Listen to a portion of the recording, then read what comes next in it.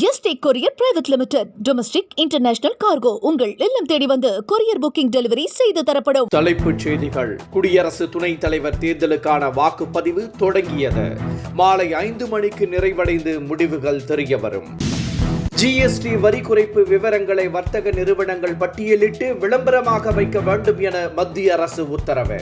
பிரதமரின் புகைப்படம் கண்டிப்பாக இடம்பெற வேண்டும் என்ற நிபந்தனை வெளியானதாக தகவல்.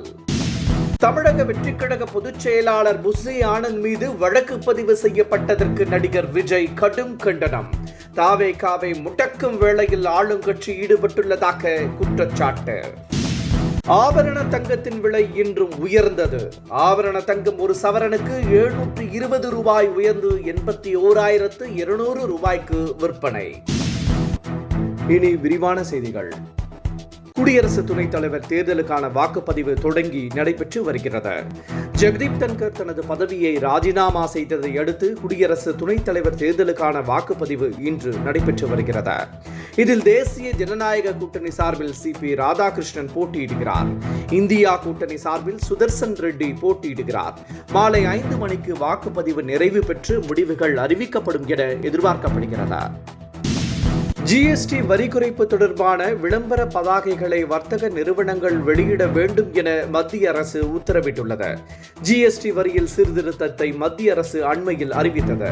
ஆனால் எந்தெந்த பொருட்களுக்கு எவ்வளவு விலை குறையும் என்பது குறித்து முழுமையான விவரங்கள் தெரியவில்லை.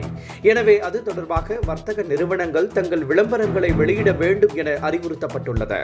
அதேவேளையில் பிரதமர் மோடியின் புகைப்படம் கண்டிப்பாக இடம்பெற வேண்டும் என தெரிவிக்கப்பட்டிருப்பதாகவும் கூறப்படுகிறது. இந்த அறிவிப்பு தற்போது சர்ச்சையை ஏற்படுத்தியுள்ளது. சென்னை சைதாப்பேட்டையில் நடைபெற்ற நிகழ்ச்சி ஒன்றில் அமைச்சர் மா சுப்பிரமணியன் கூறிய தகவல் பரபரப்பை ஏற்படுத்தியுள்ளது. கடந்த 2018ஆம் ஆண்டு தான் பேசிய பொதுக்கூட்டம் ஒன்றில் திரையுலகின் உச்ச நட்சத்திரமாக இருக்கும் உதயநிதி ஸ்டாலின் விழா மேடையில் இருந்து இறங்கும் போது முழுநேர அரசியல்வாதியாக மாறுவேன் என கூறினால் நன்றாக இருக்கும் என கூறியதாக மா சுப்பிரமணியன் நினைவு கூர்ந்தார். அதை துணை முதலமைச்சர் உதயநிதி ஸ்டாலின் ஏற்றதாகவும் அமைச்சர் கூறியிருப்பது தற்போது பேசுபொருளாகியுள்ளது. தமிழக வெற்றிக் கழகத்தின் மீது பொய் வழக்குகள் போட்டு கட்சியை முடக்க ஆளுங்கட்சி நினைப்பதாக நடிகர் விஜய் குற்றம் சாட்டியுள்ளார். திருச்சியில் விஜய் பேச உள்ள இடத்திற்கு அனுமதி கோரி போலீசாரிடம் மனு அளித்த போது வாக்குவாதம் ஏற்பட்டு தள்ளுமுள்ளு உண்டானதாக புகார் எழுந்தது. இந்த சம்பவம் குறித்து புஸ்ஸி ஆனந்த் மீது வழக்கு பதிவு செய்யப்பட்டுள்ளது. இதற்கு கண்டனம் தெரிவித்துள்ள நடிகர் விஜய் தமிழக வெற்றிக் கழகத்தை பார்த்து ஆளுங்கட்சி அஞ்சுவதாக கூறியுள்ளார். தங்கம் விலை இன்று மீண்டும் உயர்ந்துள்ளது. சவரனுக்கு 720 ரூபாய் உயர்ந்து 81,800 ரூபாய்க்கு விற்கப்படுகிறது. 1 கிராம் தங்கம் 10,150 ரூபாய்க்கு விற்கப்படுகிறது. வெள்ளியின் விலை எந்த மாற்றமும் இன்றி 140 ரூபாய்க்கு விற்கப்படுகிறது. தமிழக அரசியல் களத்தில் செங்கோட்டையன் ஒவ்வொரு நாளும் ட்விஸ்ட் கொடுத்து வருகிறார். நேற்று டெல்லியில் அமித்ஷாவை சந்தித்த செங்கோட்டையன் இன்று மத்திய அமைச்சர் நிர்மலா சீதாராமனை சந்தித்து பேசியுள்ளார். 2026இல் அதிமுக ஒன்றிணைந்தால் மட்டுமே வெற்றி சாத்தியமாகும் என கூறப்படும் நிலையில் செங்கோட்டையனும் அந்த கருத்தையே வலியுறுத்தியுள்ளார். இந்த நிலையில் மத்திய அமைச்சர்களை அவர் சந்தித்திருப்பது பேசுபொருளாகியுள்ளது.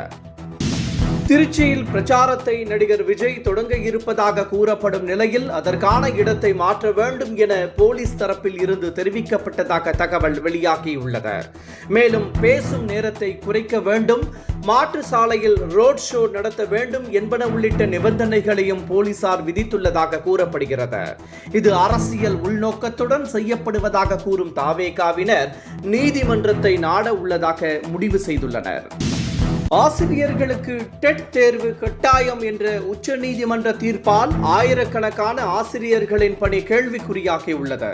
இதனை சரி செய்ய தமிழக அரசு நடவடிக்கை மேற்கொண்டுள்ளது. இந்த நிலையில் அடுத்த 2 ஆண்டுகளில் 6 டெட் தேர்வுகளை நடத்த அரசு திட்டமிட்டுள்ளதாகவும் கூறப்படுகிறது. இதற்கான திட்டமிடலில் ஆசிரியர் தேர்வு வாரியம் தீவிரம் காட்டி வருவதாகவும் சொல்லப்படுகிறது. 12 ஆண்டுகளில் 6 தகுதி தேர்வுகள் மட்டுமே நடத்தப்பட்டுள்ளது குறிப்பிடத்தக்கது. Yesterday courier private limited. Domestic international cargo உங்கள் இல்லம் தேடி வந்து கொரியர் புக்கிங் டெலிவரி செய்து தரப்படும்.